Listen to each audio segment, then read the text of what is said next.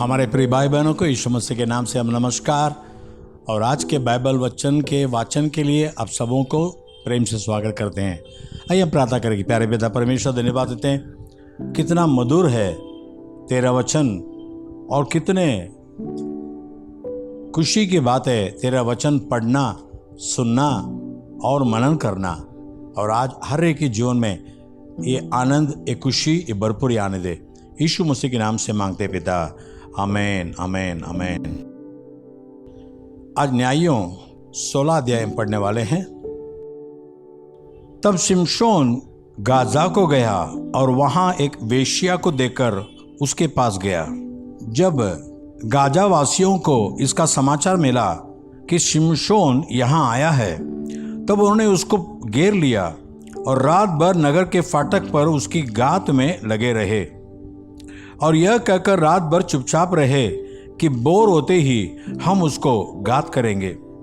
पर तो शिमशोन आधी रात तक पड़ा रहा और आधी रात को उठकर उसने नगर के फाटक के दोनों पल्लों और दोनों बाजुओं को पकड़कर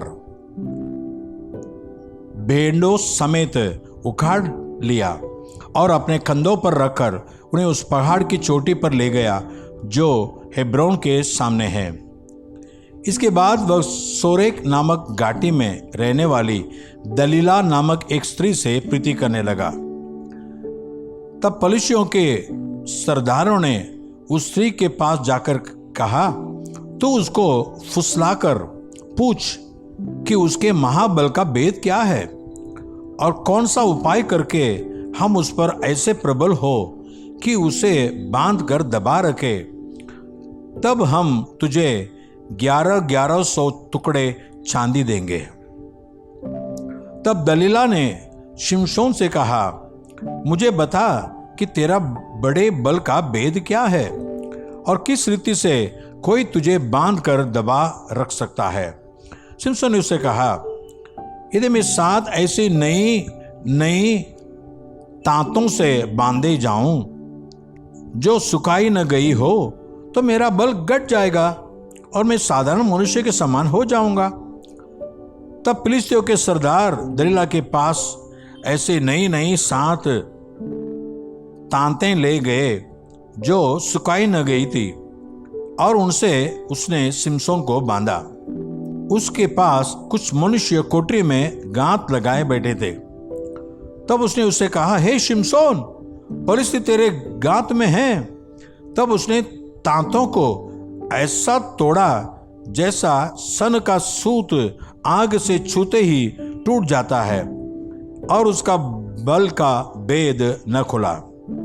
तब दलीला ने शिमशोन से कहा, सुन, तूने तो मुझसे छल किया और झूठ कहा है। अब मुझे बता दे कि तू किस वस्तु से बंध सकता है।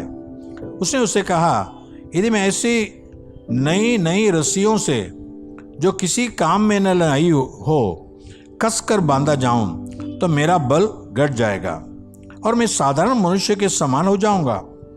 तब दलीला ने नई रस्सियां लेकर और उसको बांध कर कहा, हे शिमशोन, परिस्थिति तेरे गांठ में है। कितने मनुष्य उस कोठरी में गांठ लगाए हुए थे। तब उसने उनको सूत के समान अपनी भुजाओं पर से तोड़ डाला। तब दलीला ने शिमशोन से कहा, अब तक तो मुझसे छल करता और झूठ बोलता आया है।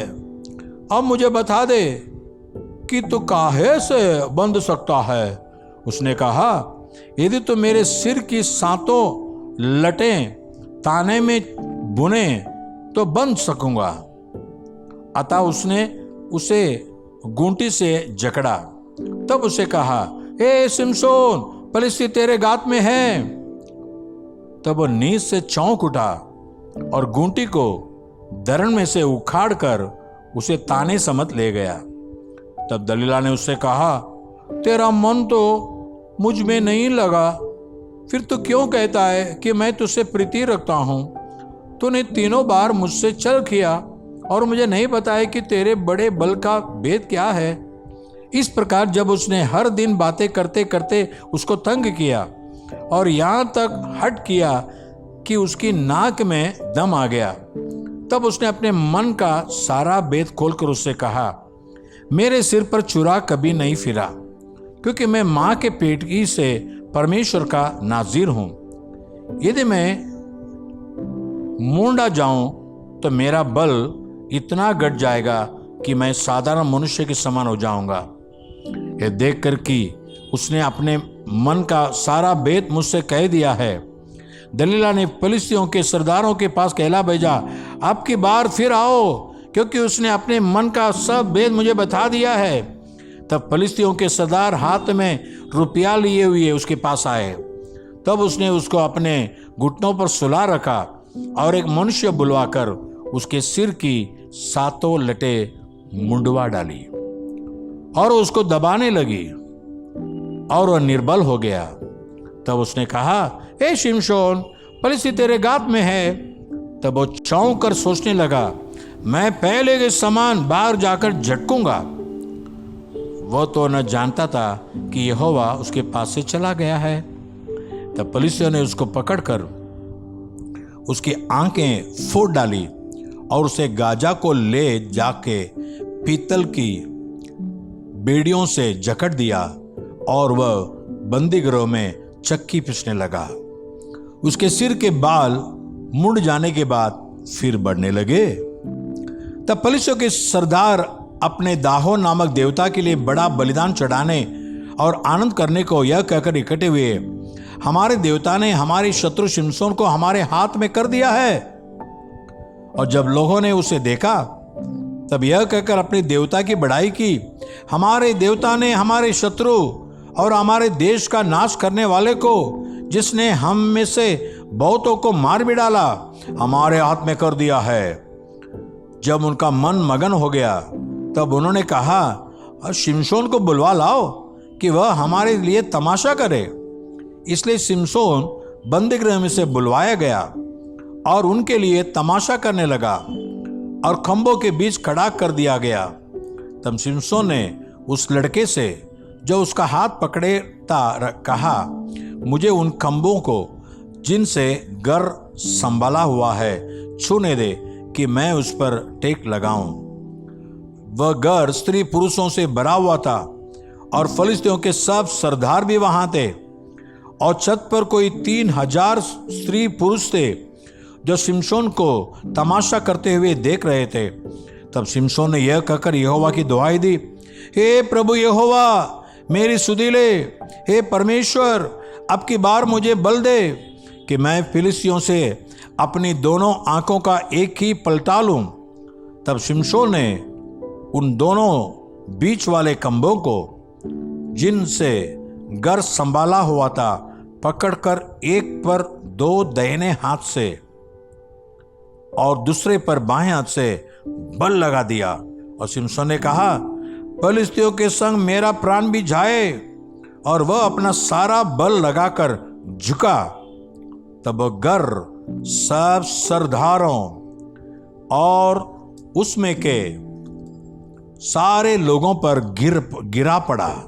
इस प्रकार जिनको उसने मरते समय मार डाला वे उनसे भी अधिक थे जिन्हें उसने अपने जीवन में मार डाला था।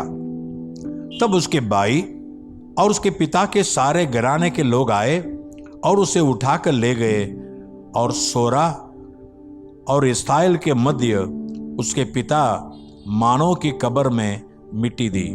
उसने इस्राएल का न्याय 20 वर्ष तक किया था। 2 कुरिन्थियों 9वां अध्याय।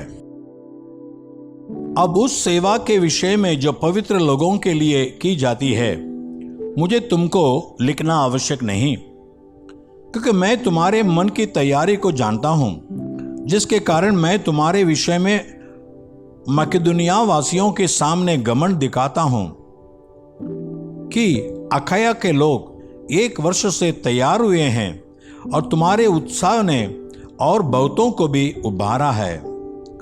पर तो मैंने भाइयों को इसलिए भेजा है कि हमने जो घमंड तुम्हारे विषय में दिखाया वह इस बात में व्यर्थ न ठहरे।